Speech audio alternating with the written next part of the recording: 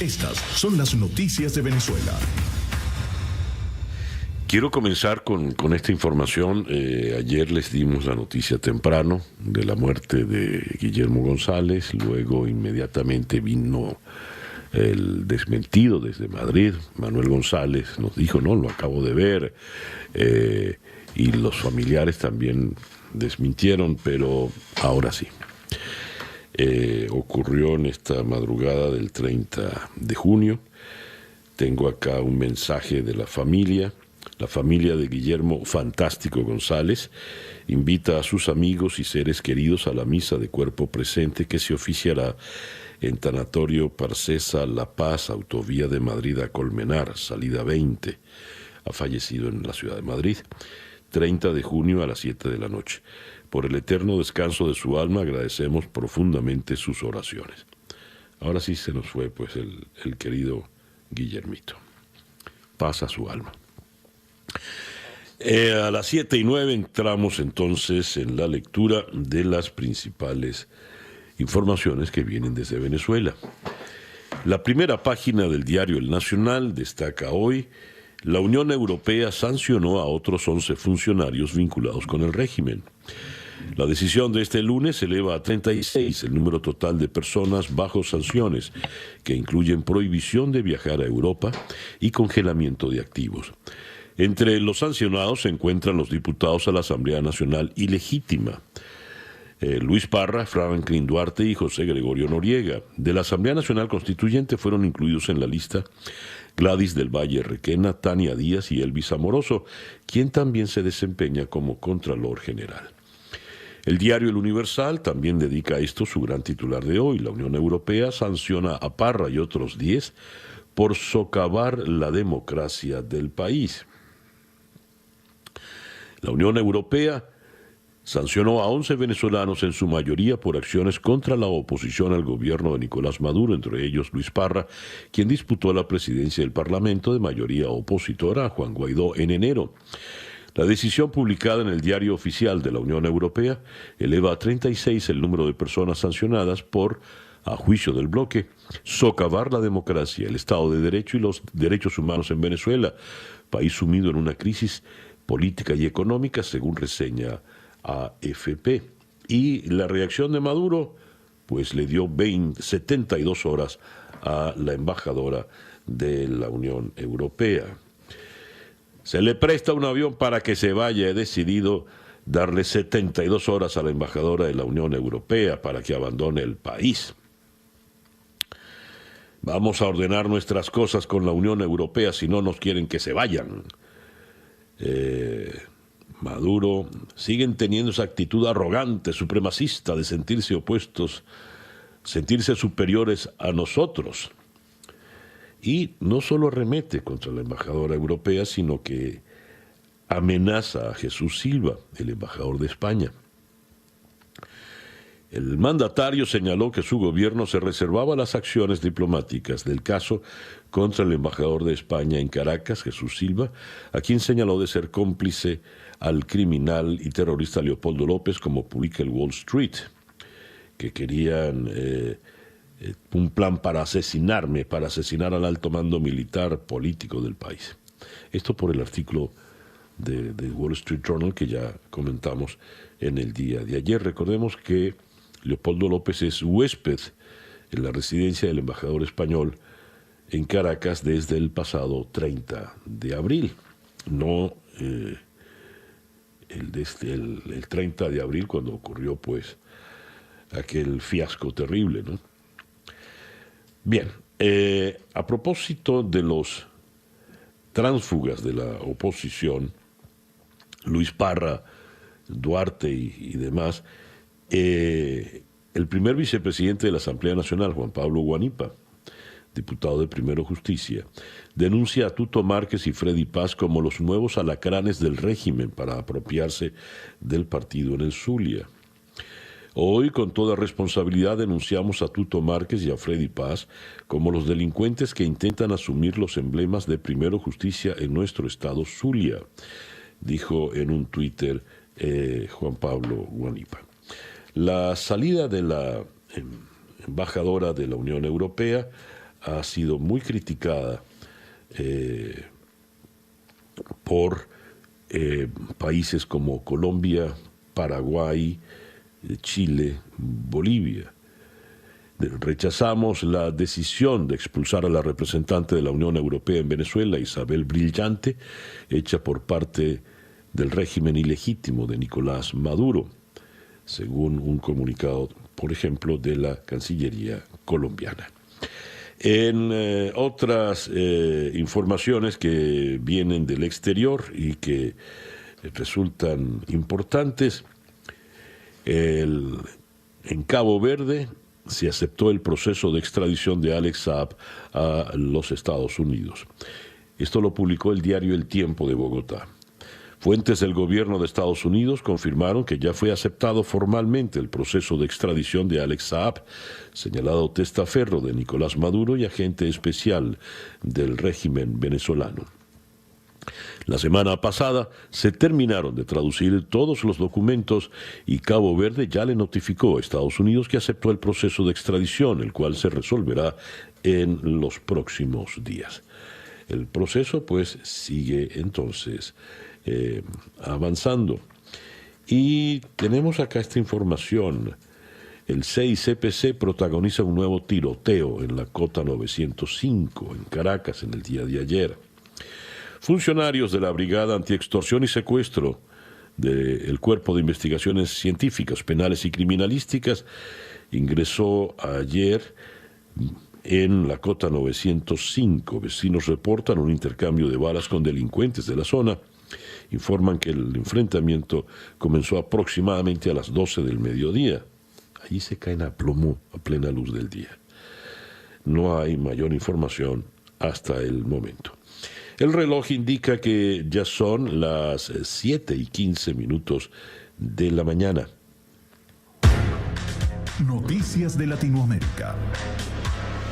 Vamos a comenzar por Buenos Aires. El diario Clarín, caída histórica de la actividad económica. En abril se desplomó 26,4%. Fue el primer mes con vigencia plena de la cuarentena. El diario La Nación se derrumbó 26,4% la economía en abril, la mayor caída de la historia. En el mes más restrictivo de la cuarentena, la actividad se desplomó hasta el 85% en la construcción, restaurantes y hoteles. Prevén una contracción anual superior a la del 2002. En marzo, la retracción fue del 16,7%. Eso estaba en el diario La Nación. Regreso al Clarín, donde se lee: giro del gobierno, abandonan la política militar de Macri y vuelve la de Cristina, con guiño a Maduro. Se derogó la normativa que consideraba la crisis venezolana como amenaza a la paz sudamericana y se reinstaura el decreto de 2009 que, en tono crítico, advierte acerca de la supremacía indiscutible militar de los Estados Unidos y su despliegue en el mundo. Por otra parte, Sao Paulo cierra un hospital mientras el virus crece en otras zonas de Brasil. Sao Paulo, el epicentro del COVID-19, cerró ayer uno de sus hospitales de campaña tras una desaceleración de casos en la ciudad, en contraste con las localidades del interior y otras capitales regionales del país, donde la pandemia se ha recrudecido tras comenzar la desescalada. Colombia registra más casos de COVID-19 que China. Colombia tiene más de 91.000 casos de COVID y ya superó a China en el número de contagios. El país enfrenta la propagación del virus en medio de una creciente crisis económica. Y otra noticia terrible viene desde Colombia. Apareció otra denuncia de una presunta violación a una niña indígena. Esta vez la información fue revelada por el analista y politólogo Ariel Ávila, conductor del programa en línea El Poder de la revista Semana. Según la denuncia de Ávila, varios soldados del batallón Joaquín París habrían violado durante varios días en septiembre de 2019 a una adolescente indígena de 15 años de la comunidad Nucac Macú, en el departamento colombiano de Guaviare, en el sur del país. Mediante un comunicado, el Ejército de Colombia confirmó que investiga el caso en esa unidad militar adscrita a la 4ª División de la institución castrense. Dios. La gobernación de Puerto Rico declara estado de emergencia por sequía y comenzará el racionamiento de agua. En medio de la pandemia del COVID-19 que enfrenta Puerto Rico, la gobernadora Wanda Vázquez declaró el estado de emergencia por sequía para toda la isla y priorizó la atención a las regiones afectadas. La Autoridad de Acueductos y Alcantarillados de Puerto Rico confirmó además que el plan de racionamiento de agua comenzará el jueves 2 de julio y que impactará a los municipios de San Juan, Carolina, Trujillo Alto y Canóvanas. Las interrupciones de servicio serán de 24 horas y con un día alterno a varias localidades de estos municipios. Esto en la isla de Puerto Rico. El reloj indica en este momento las 7:19 de la mañana. Escuchas Día a Día con César Miguel Rondón. Nuestra agenda para el día de hoy, martes 30 de junio. Vamos a comenzar en Caracas conversando con el doctor Carlos Romero, politólogo, profesor titular de pregrado y posgrado en la Universidad Central de Venezuela. Y con él vamos a analizar la situación planteada con las nuevas sanciones de la Unión Europea, el ultimátum que le ha dado a la embajadora de la Unión, Nicolás Maduro, en Caracas, expulsándola. Además, la amenaza al embajador español, Jesús Silva. Y también, ojalá nos dé el tiempo, abordar el tema de Alex Saab, que por lo visto el proceso de extradición sigue avanzando. De Caracas vamos a ir hasta Barcelona, en España, para conversar con Miquel Jiménez, periodista de Voz Populi, La Sexta y Radio Cope. Con él vamos a analizar la política española. Por lo visto, Pablo Iglesias está en aprieto. Ciudadanos exige la comparecencia urgente de Pablo Iglesias para que explique las cloacas, entre comillas, del caso Dina. Vamos a entrar a ver por qué qué es ese caso Dina y por qué le dicen las cloacas. De Barcelona vamos a ir hasta Santo Domingo para conversar con José Rafael Mata, porque tenemos elecciones en la República Dominicana. 2 empresarios y un expresidente aspiran al poder en la República Dominicana. Dominicana elige al sucesor de Medina en medio de la pandemia. Las autoridades electorales decidieron posponer los comicios originalmente pautados para el 17 de mayo y eligieron celebrarlos este próximo domingo 5 de julio. De Santo Domingo vamos a la ciudad de Miami para conversar con el analista político Javier Massa sobre la situación política en los Estados Unidos.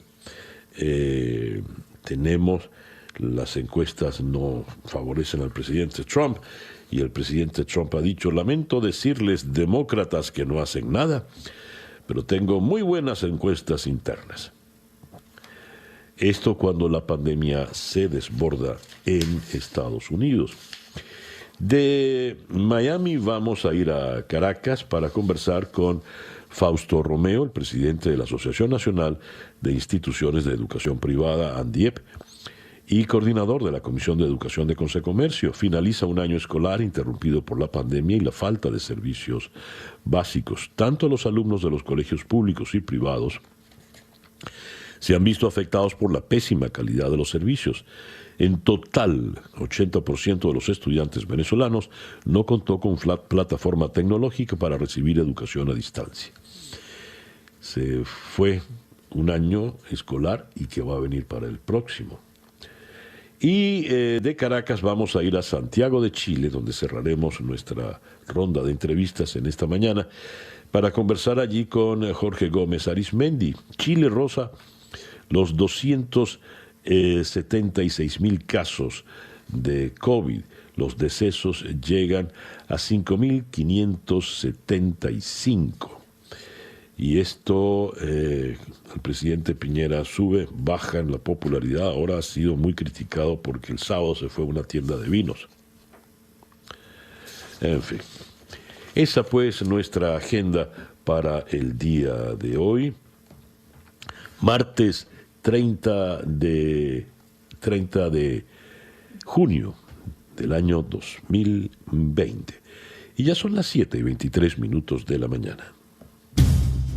El editorial con César Miguel Rondón. Leo esto en La Voz de América. La Voz de América es el órgano difusor oficial en los Estados Unidos.